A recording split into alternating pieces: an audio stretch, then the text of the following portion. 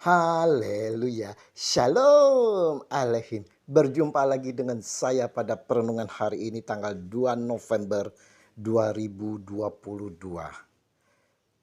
Sudahkah kita mengucap syukur di dalam doa kepada Tuhan? Dan sudahkah kita saling menyapa dan memberi senyuman kepada saudara-saudara kita? Mari kita awali perenungan pagi hari ini dengan tanda kemenangan kita. Dalam nama Bapa dan Putra dan Roh Kudus. Amin. Kebangkitan dan hidup kekal. Pengenangan arwah semua orang beriman.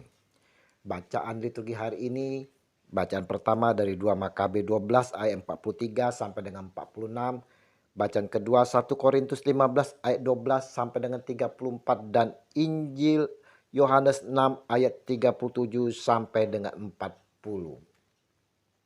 Saudaraku yang terkasih di dalam kasih Kristus, setiap dari kita saudara pasti memiliki kenangan-kenangan yang tak dapat terlupakan bagi saudara, sanak famili, kerabat atau orang tua kita yang telah mendahului kita. Dan secara tak sadar kita pun berpikir saudara, bagaimana mereka di alam sana, bahagiakah mereka di sana, atau sebaliknya mereka mengalami penderitaan. Atas semua pertanyaan ini saudaraku yang terkasih, kita tak akan mendapat jawaban yang memuaskan hati kita. Karena saudara, kematian merupakan misteri tersendiri yang hanya bisa dijangkau dari sudut atau sisi iman saja saudara.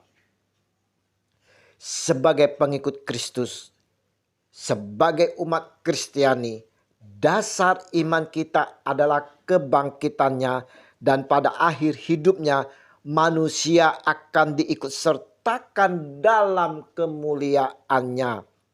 Kita diharapkan agar dapat tetap setia dalam iman sampai akhir hayat, sampai kita mati, sampai kita dipanggil untuk pulang saudara. Dalam syahadat para rasul atau iman rasuli, kita juga mengakui akan adanya kebangkitan badan dan hidup kekal. Pertanyaannya, bagaimanakah setelah kebangkitan dari saudara, kerabat, orang tua kita ini yang telah mendahului kita? Hidup kekal dimungkinkan kalau kita mengimani kebangkitan Kristus seperti yang dijanjikan olehnya dan dikehendaki Bapa. Sebab inilah kehendak Bapakku, yaitu supaya setiap orang yang melihat anak dan yang percaya kepadanya beroleh hidup yang kekal.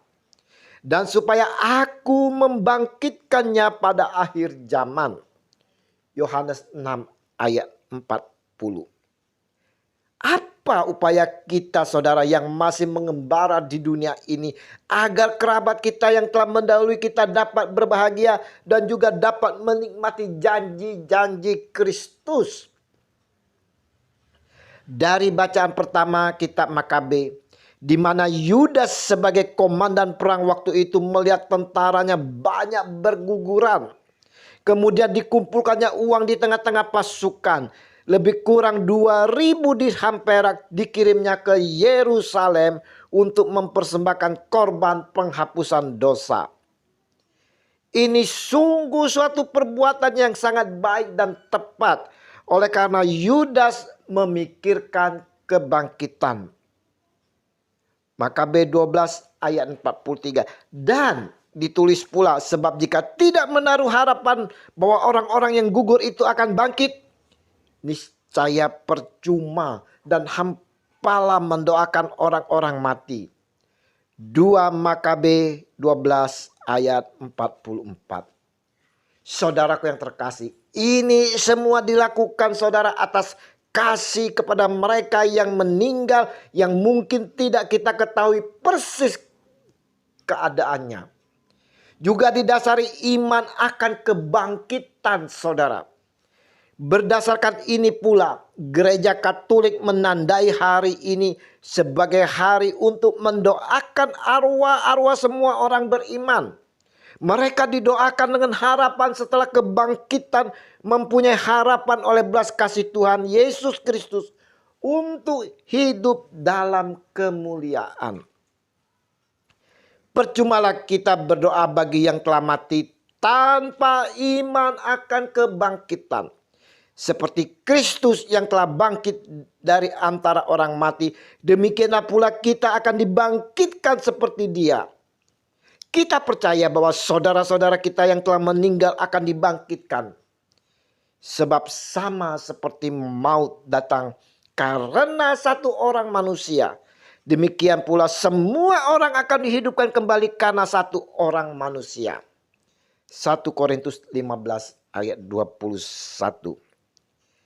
Saudaraku yang terkasih, dengan peringatan mengenang arwah orang beriman ini saudara, sekaligus kita juga diingatkan bahwa suatu ketika kita akan mendapatkan giliran dipanggil Tuhan.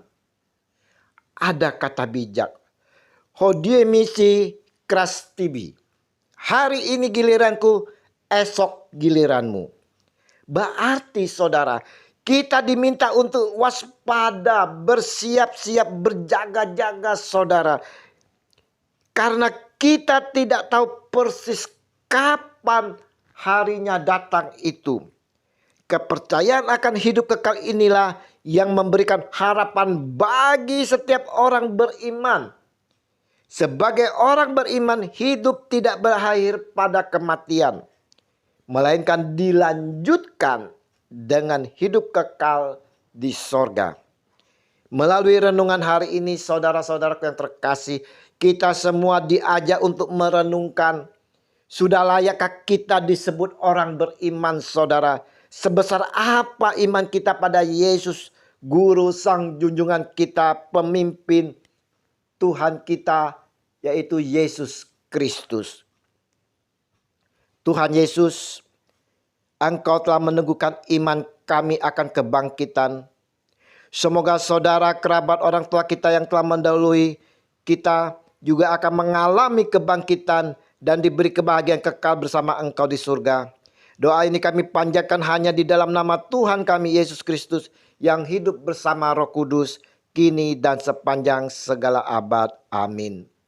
Dalam nama Bapa dan Putra dan Roh Kudus. Amin. Shalom Aleichem.